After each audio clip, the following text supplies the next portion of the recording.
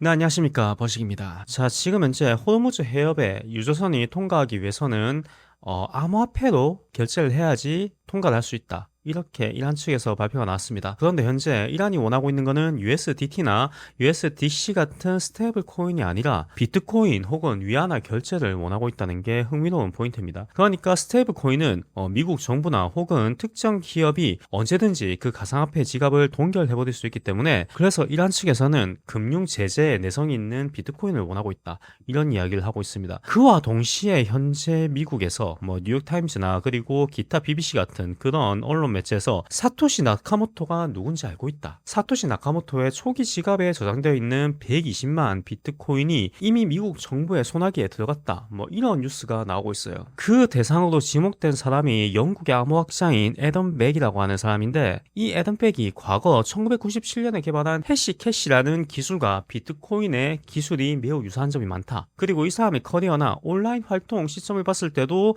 사토시 나카모토가 등장하고 그 이후부터 점차 활동이 줄더니 2010년 말부터 완벽하게 사라졌다. 그러니까 비트코인이 등장하고 1년 뒤에 그 사람이 더 이상 활동을 하지 않게 되었다, 이런 이야기가 있습니다. 그래서 혹시 이 애덤 백이 비트코인을 개발한 창시자 이제 사토시 나카모토 그리고 120만 개의 비트코인의 실제 주인이 아닌가, 이런 추측을 하고 있는데, 정작 본인은 그거는 전부 다 우연이었다, 나는 사토시 나카모토가 아니라고 그렇게 이야기를 하고 있습니다. 저도 그 뉴스를 보고 이제 국내외의 다양한 분석 영상 그리고 유튜브에 올라와 있는 여러 가지 영상을 봤는데, 결론적으로 저도 애덤 백이 사토시 나카모토는 아니라고 그렇게 생각하고 있습니다. 왜냐하면 암호학자로서의 커리어는 끊겼어요. 그런데 그 이후로 본인의 사업을 계속 진행하고 있는데, 그 사업이 비트코인 암호화폐 관련된 그런 사업을 하고 있습니다. 비트코인 사이드 체인을 개발하는 블록스트림이라는 회사의 CEO로 활동하고 있기 때문에 이 사람이 사토시 나카모토일 확률은 매우 낮다고 저는 생각을 합니다. 그리고 만약에 설령 이 사람이 진짜 비트코인 개발자, 비트코인 창시자라고 하더라도 지금 시점에서는 절대 본인이 만들었다고 이야기를 하면 안 되는 시점이죠. 그렇게 이야기를 하는 순간 지금까지 쌓아왔던 이 비트코인의 에라, 그러니까 역사가 송두리째 무너져 버립니다. 개발자가 이미 죽었다고 추정하고, 그리고 초기 지갑이 비트코인이 만들어진 그 시점부터 한 번도 움직이지 않았기 때문에, 그렇기 때문에 가치가 이렇게 천정부지로 올라간 거예요. 그렇기 때문에 비트코인의 가치가 지켜지려면 초기에 채굴된 120만 개의 비트코인 지갑은 움직이면 안 된다, 그리고 창시자도 등장하면 안 된다는 그런 조건은 필연적이다. 그런데 여러분, 지금 이 시점에서 이제 암호화폐의 근반을 흔들 수 있는, 그리고 우리가 현재 쓰고 있는 금융 시스템의 근간을 뒤흔들 수 있는 그런 어마어마한 AI 기술이 등장했습니다. 그건 바로 엔소픽의 미토스라는 프로젝트인데요. 우리가 지금 쓰고 있는 제미나이나 챗GPT는 생성형 AI입니다. 우리가 질문을 하면 거기에 대해서 검색을 해서 그 질문에 대한 답변을 찾아주는 그런 AI인데요. 지금 현재 AI 업계에서는 AI 에이전트라는 한 단계 더 발전된 그런 AI를 개발 중입니다. 그런데 이 두 가지의 차이점이 뭐냐면, 우리가 어떤 목표를 딱 지정해주면 그 목표에 도달하기 위해서 본인이 스스로 판단을 해서 가장 효율적으로 도달하는 그런 방식이에요. 그런데 그 과정에서 우리 인간들이 예측하지 못했고 발견하지 못한 여러 가지 방법 혹은 취약점을 전부 다 찾아내면서 그 목표에 도달하게 된다는 게 가장 큰 문제라는 겁니다. 아니, 인간 전문가가 생각지도 못한 그런 방법을 AI가 찾아주면 좋은 게 아닌가, 그렇게 생각할 수 있지만, 문제는 우리가 지금 쓰고 있는 이 금융 시스템, 스마트폰 보안 시스템이나 혹은 윈도우, 리눅스 이런 보안 시스템의 결함까지 얘네들이 전부 다 발견해 낸다는 게 가장 큰 문제라는 거죠. 개발사 입장에서는 이 AI를 통해서 결함을 찾아내고 그 결함을 보완할 수 있는 그런 기회를 얻을 수 있지만, 문제는 이 AI가 경쟁업체 혹은 미국과 척을 지고 있는 러시아, 중국의 손에 들어갔을 때가 가장 큰 문제입니다. 그리고 더 큰 문제는 프로그래밍 지식이나 해킹 지식이 없더라도 이 AI를 통해서 목표를 설정해주면 이 AI가 중간 과정을 스스로 판단해서 가장 최적화된 방법으로 그 시스템을 분석하고 어떻게 공격을 할 건지 거기에 대한 코드를 전부 다 만들어준다는 게 가장 큰 문제라는 거예요. 자, 유닉스 기반의 오픈BSD라는 운영체제가 있습니다. 이 OS는 출시하고 단 한 번도 보안적인 결함, 보안 시스템이 뚫린 적이 없다고 그렇게 알려진 세계에서 가장 안전한 OS 중에 한 개였는데, 클로드의 미토스가 단 하루 만에 이 오픈BSD의 보안 취약점을 발견했습니다. 그런데 더 충격적인 부분은 이 보안적인 결함이 27년 동안 방치가 되어 있었다는 거예요. 27년 동안 이 결함이 있었음에도 불구하고 우리 인간 프로그래머들 그리고 인간 기술자들은 그 결함을 눈치채지 못했는데 AI는 단 하루 만에 이 결함을 발견해냈다는 겁니다. 이뿐만이 아니라 지금 현존하고 있는 거의 대부분의 운영체제와 웹브라우저, 크롬, 사파리 같은 우리가 흔히 쓰고 있는 그런 브라우저의 치명적인 보안 결함도 전부 다 발견을 했다고 해요. 그런데 여기서 더 충격적인 부분이 있습니다. 이 미토스를 테스트하기 위해서 우리 실제 인터넷과 똑같은 그런 환경을 가진 가상 환경 네트워크를 구성해서 그 안에서만 미토스가 작동하게 그렇게 설정을 했었는데요. 그런데 미토스가 스스로 이렇게 분석을 하다가 여기는 우리가 실제로 사용하고 있는 인터넷 환경이 아니라 샌드박스, 그러니까 가상의 네트워크이구나, 이렇게 스스로 판단을 하고 거기에서 탈출하기 위해서 클로드의 테스터들, 그러니까 연구자들을 기만하는 그런 전략을 몇 번이나 사용했다는 거예요. AI가 스스로 만든 그런 데이터를 조작해서 연구원에게 보여준다거나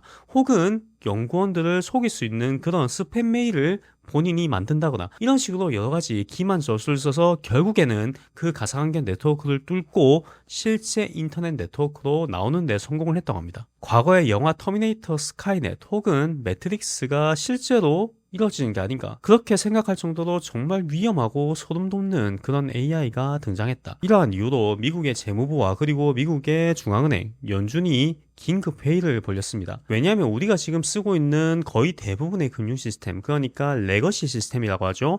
지금 은행이 쓰고 있는 시스템은 거의 대부분이 1980년도와 1990년도에 만들어진 그런 코드로 기반해서 돌아가고 있습니다. 이 뱅킹 시스템을 쓰다가 어떤 문제가 생기면 거기에 대한 패치를 하고 이 과정을 40년 동안 반복한 게 현재 우리가 쓰고 있는 은행 시스템이란 거예요. AI 에이전트를 통해 분석하게 되면 여기에 대한 결함, 여기에 대한 취약점이 엄청나게 많이 발견되겠죠. 그렇게 되면 현존하는 우리 금융 시스템은 완전 엉망이 되는 겁니다. 그 결함을 아군이 먼저 발견하느냐 혹은 적국이나 다른 해커가 먼저 발견하느냐, 그게 가장 중대한 이슈일 건데, 그러다 보니까 이번에 워싱턴에서 열린 비공개 긴급회의 결과가 일단은 나왔습니다. 모든 게 다 공개되지 않았지만 일단 프로젝트 글래스 윙이라는 이름으로 AI 방어 연합을 구축하겠다는 그런 발표가 났어요. 엔스워픽의 미토스는 너무 강력한, 너무 파괴력 있는 AI이기 때문에 일반 대중에게는 공개하지 않고 미국의 최상위 기업들에게만 먼저 공개를 한다고 합니다. 그 기업들은 여러분이 이름만 들으면 아는 그런 기업이에요. 구글, 마이크로소프트, 아마존, 엔비디아, JP모건 같은 미국의 100대 기업에 들어가는 그런 기업들에게만 공개를 하게 되고, 해커나 다른 국가가 AI를 사용해서 공격을 하기 전에 방어자가 먼저 그 취약점을 찾아내서 그거를 보완하는 게 목적이라고 합니다. 자, 그런데 이 엔소픽의 미토스가 최근에 갑자기 대두가 되었는데 이게 언제 개발되었느냐에 대한 그런 논란이 좀 있습니다. 왜냐하면 2026년 3월 26일에 엔소픽의 내부 정보가 유출되면서 그 과정에서 이 AI의 존재가 이제 유출된 거거든요. 그러니까 지금 막 미국 정부에서 난리 피우고 긴급 회의를 내가지고 회사 CEO들 금융 CEO들 불러가지고 이렇게 회의를 하고 있는 게 어찌 보면 약간 뒷북 같은 그런 보여주기식 대처일 수도 있다고 예상할 수 있는 게, 2026년 2월에 중국의 국가 슈퍼 컴퓨팅 센터가 해킹을 당했어요. 그 과정에서 10페타바이트, 1페타바이트가 1000테라바이트라고 합니다. 그런데 10페타바이트의 기밀 데이터가 한 해커에게 유출되어서 이제 텔레그램을 통해서 그 데이터가 이제 빠져나가는 그런 사태가 있었는데요. 그런데 그 해커의 닉네임이 플레이밍 차이나, 그러니까 불타는 중국이라는 그런 닉네임을 쓰고 있었다고 합니다. 그 유출된 자료에는 이제 중국의 극초음속 미사일 설계도,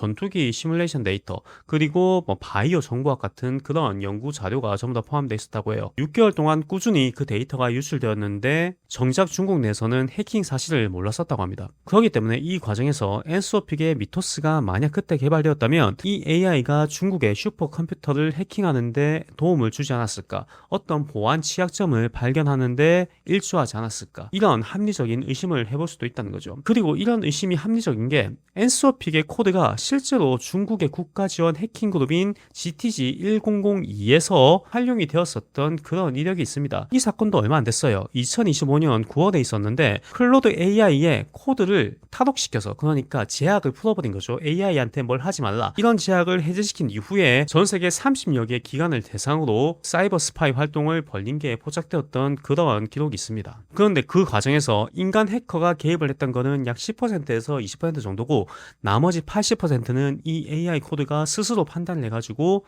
모든 데이터를 전부 다 채집하고 활동을 했다는 거예요. 그러기 때문에 이 클로드의 미토스라는 이 AI가 3월 26일 날 대중에게 노출되기 전부터 누군가는 사용하고 있었다는 그런 합리적인 추측을 할 수 있다. 만약에 그랬다면 어느 기관에서 사용했을까요? 가능성 측면에서 보자면 미국 정부가 가장 높은 확률로 여러 국가의 주요 정보 그리고 주요 인사들의 위치나 동선 같은 거를 파악했을 확률이 있겠죠. 실제로 미국이 베네수엘라와 이란을 공격할 때 클로드사와 이제 마찰이 발생하면서 우리 회사의 AI를 무기화하지 마라, 전쟁에 활용하지 마라, 이렇게 강력하게 마찰이 벌어졌던 적도 있었죠. 그리고 그 과정에서 클로드의 어떤 내부자가 회사 기밀을 유출시키면서 이 AI가 세상에 등장했다. 그렇다면 이 모든 게 이렇게 연결이 된다는 겁니다. 우리가 알고 있는 AI의 기술 수준이 지금보다 훨씬 더 높은 경지에 올라갔을 수도 있다는 그런 합리적인 추측을 해볼 수 있다는 거죠. 자, 그러면 여러분이 궁금해하시는 게 또 한 가지가 생겼을 겁니다. 지금 현재 이미 개발된 AI가 우리가 사용하고 있는 이 뱅킹 시스템을 전부 다 망가뜨릴 수 있는 그런 강력한 AI라고 한다면 스테이블 코인, 그러니까 암호화폐 블록체인 기술도 AI가 공격을 해서 그렇게 취약점을 발견할 수 있지 않을까. 그래서 제가 거기에 대한 정보를 찾아봤습니다. 결론적으로 말하면 현재 AI 에이전트의 기술이 아무리 발전되었다 하더라도 지금 당장은 블록체인 네트워크를 무력화시키기 힘들다는 게 결론이에요. 하지만 이 AI가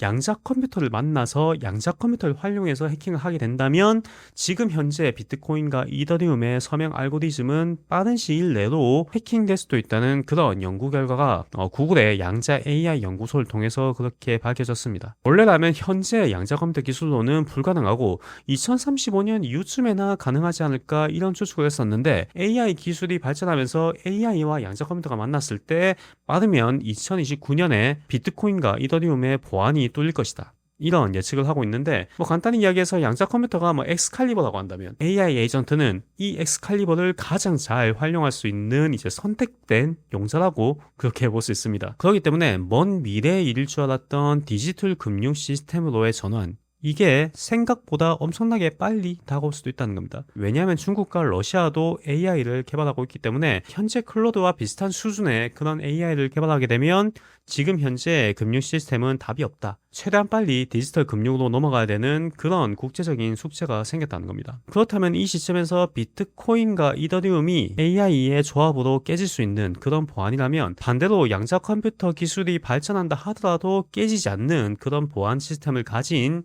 코인 네트워크도 있습니다. 이거는 제 생각이 아니라 구글의 AI 양자 연구소에서 발표한 그런 내용이에요. 자, 이더리움 재단과 협력해서 발표한 최신 논문에서 미래의 강력한 양자 컴퓨터가 현재 블록체인의 보안의 근간인 타원 곡선 암호화를 예상보다 훨씬 빠르게 무력화할 수 있다고 경고했다. 하지만 이런 지구적인 보안 위협 속에서 XRP 레저는 양자 후 보안을 향한 초기 단계를 성공적으로 밟고 있는 몇 안 되는 네트워크에 포함된다. 이렇게 구글 연구소의 논문에 정확하게 XRP 레저의 기술에 대해서 언급이 되어 있습니다. 거기다가 제가 작년 11월쯤에 일론 머스크가 XRP, 그러니까 리플을 의도적으로 언급하지 않는 이유가 있을 것 같다, 이런 영상을 제가 한번 제작해서 여러분한테 공개를 했었는데 거기에 대한 내용이 최근에 이제 리플 커뮤니티에서 많이 돌고 있습니다. 곧 있으면 일론 머스크의 엑스머니가 출시되는데 지금까지 XRP를 의도적으로 언급하지 않은 거는 혹시 비즈니스적인 그런 이해관계 때문에 법적인 문제를 회피하기 위해서 그렇게 했던 게 아닌가, 이런 추측이 현재 커뮤니티에 돌고 있는데 과연 작년 말에 제가 했던 뇌피셜이